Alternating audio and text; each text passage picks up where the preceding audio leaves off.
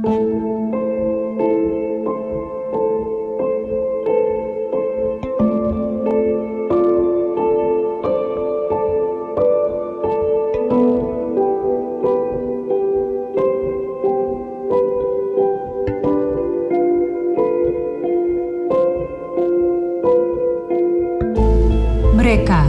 yang pernah bertempur dalam kesatuan-kesatuan bersenjata resmi negara. Mereka yang berwatak revolusioner dan berjiwa Pancasila, berjuang mempertahankan kesatuan Republik ini.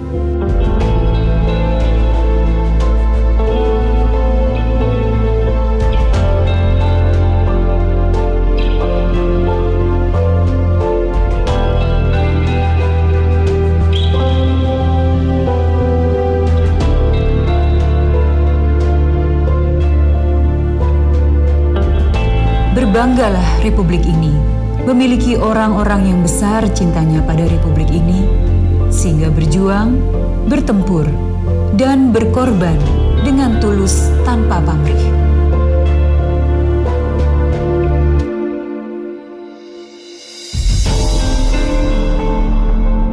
Pertempuran dalam kesatuan menguatkan cinta mereka pada kesatuan dan sampai saat ini terus diekspresikan melalui perhatian dan kasih sayang yang dibagikan.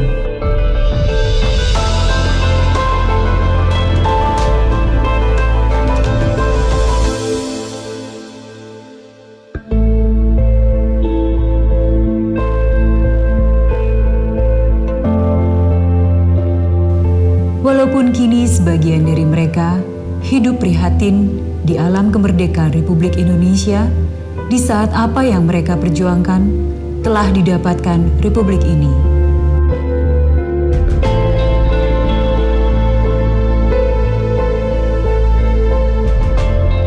Di sisi lain, sebagian dari mereka hidup berkecukupan serta masih mampu berjuang. Mereka yang dulu pernah berjuang, sekarang pun masih terus berjuang untuk negara tercinta. Berjuang dengan semangat tinggi, semata-mata hanya untuk menjaga keutuhan serta kebesaran bangsa ini. Waktu saya menanamkan bom batok di jalan tuh, ya kan? Itu ditutupi sama kotoran kerbau biar menyamar. Begitu mereka lewat, kita tarik sama kawat, meledak gitu.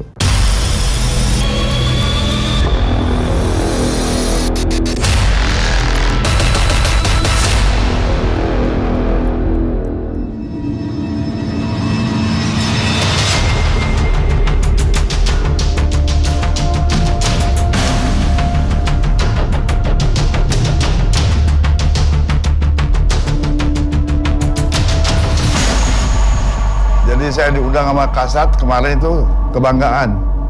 Udah umur 89 baru diundang lagi gitu. Saya datang ke gedung itu tahun 50. Wah, sudah lama banget. Jadi udah berapa tahun tuh? Karena saya ikut menyaksikan timbang terima dari tentara Belanda itu. Tahun 50 pangkat saya sersan.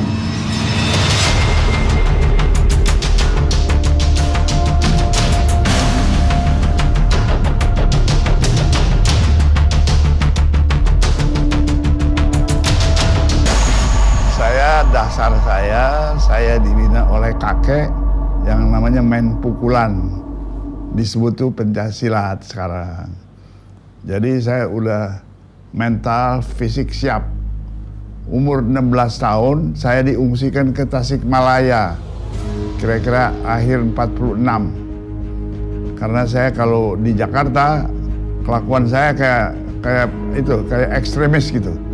Bisa ditangkap Belanda kan. Nah, di Tasikmalaya itu sesudah 6 bulan, tanggal 21 Juli 1947, itu aksi militer Belanda yang pertama menyerang daerah Republik. Saya dari situ ngungsi ke selatan namanya Cibeti, Tasikmalaya. Itu dengan orang tua yang sudah kucar-kacir karena dia pegawai pos telegraf and telepon, udah nggak dapat gaji kan. Ada tentara liwat, namanya Detasmen Garuda Putih, dipimpin oleh Kapten Burdah. Berhenti di komplek itu. Saya dipanggil, Karena kan kalau dari tentara kumpul kan kita nggak deketin, pengen tahu gitu. Saya baru umur 16 tahun itu. Jang ke dia gitu. Dipikir saya orang Sunda. Pada naon Pak? Pangneangan sangu suruh cari nasi. Dia lapar kali. Saya baru nampah tuh. Saban rumah saya bilang, punten ibu, manawi ayah sangu. Dikasih sangu yang udah mau basi tuh. Ikannya nggak ada. Dikasih minyak jelantah. Sambil saya bawa nasi kan lapar. Comotin juga tuh nasi sama jelantah. Adapun cabai, dipetik cabainya tuh di awal itu. Nah dari situ saya harus bergabung. Apa tugas saya? Bawa peluru. Akhirnya latihan nembak. Akhirnya saya bergabung dengan Detasmen Garuda Putih Divisi Siliwangi. Tugas kita apa?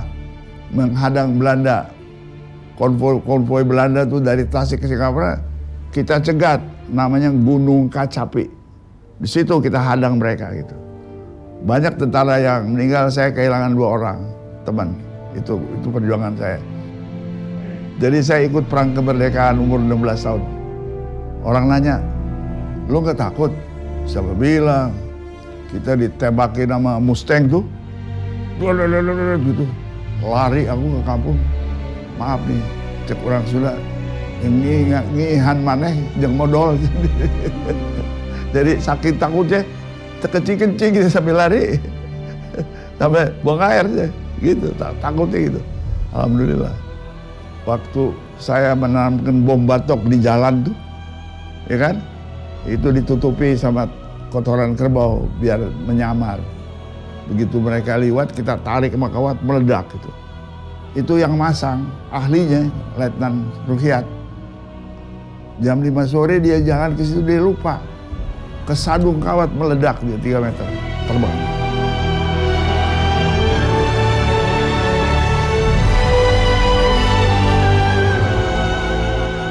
Itulah, jadi saya itu termasuk pejuang kemerdekaan dalam usia dini. Alhamdulillah, tahun 50 dapat pangkat sersan kayak Anda gitu. Tapi karena ilmu silat saya pakai, karena silat itu bukan untuk bela diri. Suatu ilmu itu jangan dipakai untuk berkelahi, tapi untuk kehidupan. Jadi aspek silat saya pakai, tahun 50 sersan, tahun 80 mayor jenderal.